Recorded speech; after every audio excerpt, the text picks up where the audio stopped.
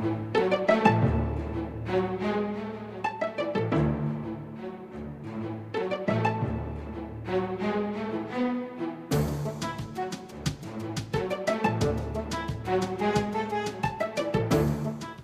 and welcome to Cleveland Classic Cinema. Today's movie is the horror classic, The Brain That Wouldn't Die.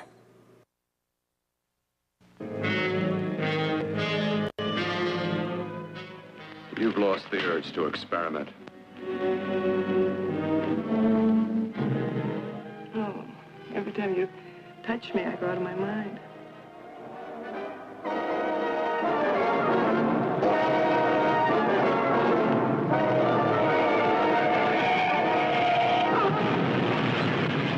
Let me die. Let me die.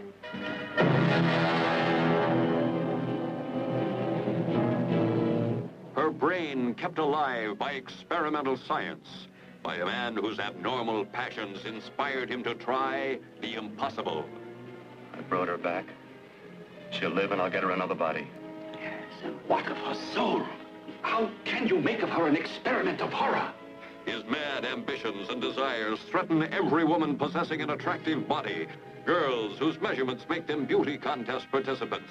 Professional figure models such as this. All are prey to his distorted desires. What's locked behind that door? Horror. No normal mind can imagine. Something even more terrible than you. Horror has its ultimate, and I'm that. Behind that door is the sum total of Dr. Cortner's mistakes. He intends to kill somebody. To rob them of their body. We've got to stop him.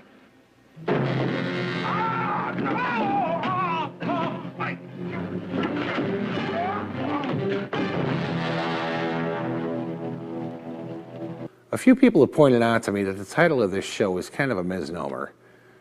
Most of the movies we've been showing and are going to continue to show aren't exactly ones that could be called classic by any stretch of the imagination. But then again, one man's trash is another man's treasure. Depends on your point of view. For instance, my good friend Scott is the proud owner of a 1962 Studebaker Lark Cruiser sedan, which in some circles is considered a classic car. Along those same lines, the films of Edward D. Wood Jr. are in some circles considered to be classic movies. It all depends on which way your personal taste happens to lean.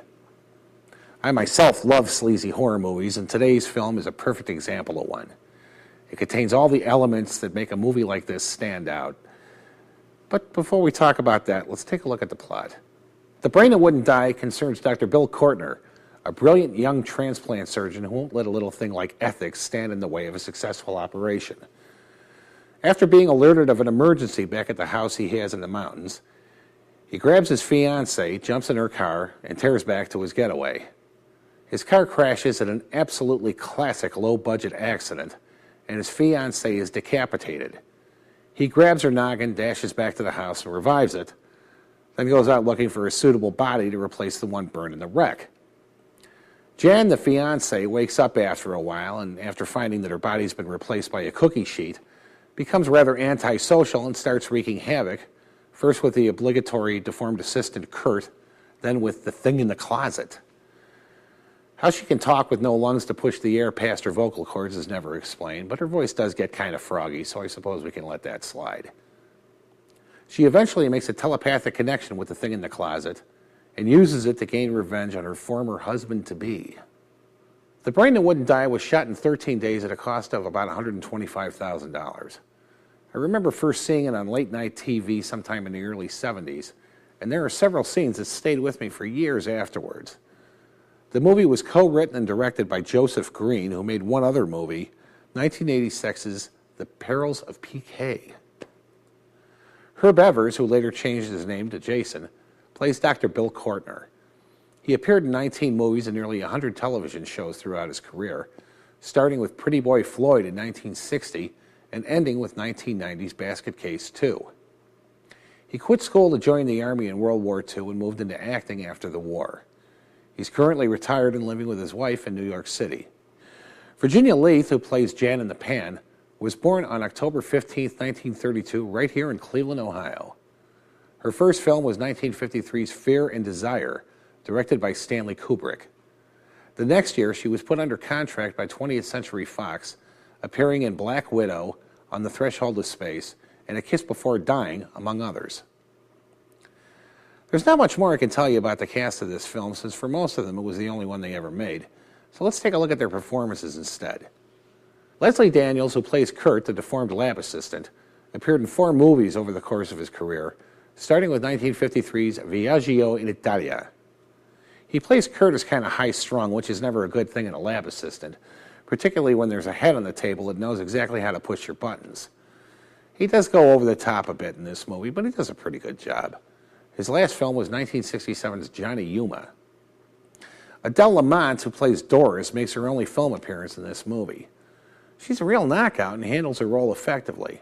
It surprises me she never did another movie after this. 7'7" Eddie Carmel, also known as the Jewish Giant, plays the Thing in the Closet. He was born in Palestine in 1936. During his teenage years, he, like fellow movie goon Rondo Hatton, was struck by acromegaly, a disease that causes enlarging of the bones in the hands and the face. In Eddie's case, it was caused by a tumor in his pituitary gland. The only work he could find as an adult involved exploiting his disorder. He appeared in this film and a 1963 nudie film entitled 5000 BC Before Clothing. In 1961, he joined Ringling Brothers and Barnum and Bailey Circus, appearing as the world's greatest giant. Around the time of his death, he developed kyphoscoliosis, which shortened his height to around 7 feet. He died on August 14, 1972, in the Bronx. The 2 roles that stand out the most to me in this movie are those of the blonde stripper and the brunette stripper, although how they can be classified as strippers is beyond me since they never undress. Their scene is where the sleazy element really rears its head, as Dr. Bill sits in a tawdry nightclub, watching a wubby blonde, played by Bonnie Cherie, dance while a sax wails in the background and the chorus chants something that sounds like chee-chee. When she's done dancing, she retires to her dressing room with Dr. Bill, who decides her body will make a good replacement for Jan's. His plans are foiled, however, when the other dancer, the brunette, played by Paula Maurice, comes in to change and make a play for Dr. Bill. Dr. Bill, possibly changing his mind after seeing the 2 of them in a good light, beats feet and a catfight starts.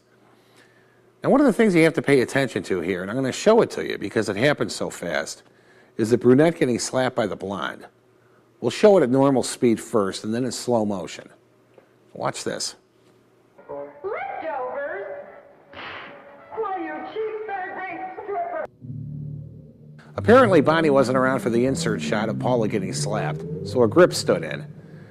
This is only one of the continuity mistakes in the movie, and another one follows it when Paula touches her face, since she removed the glove on that hand right before the cut. I could go on for about 20 more minutes running down the errors in this movie, but then our legion of sharp-eyed viewers would have nothing to do. I will point out one more thing, however. You'll notice that at the end of the movie, there seems to be a little confusion about what the title is. So right now, sit back, relax, and enjoy The Brain That Wouldn't Die, right here on Cleveland Classic Cinema.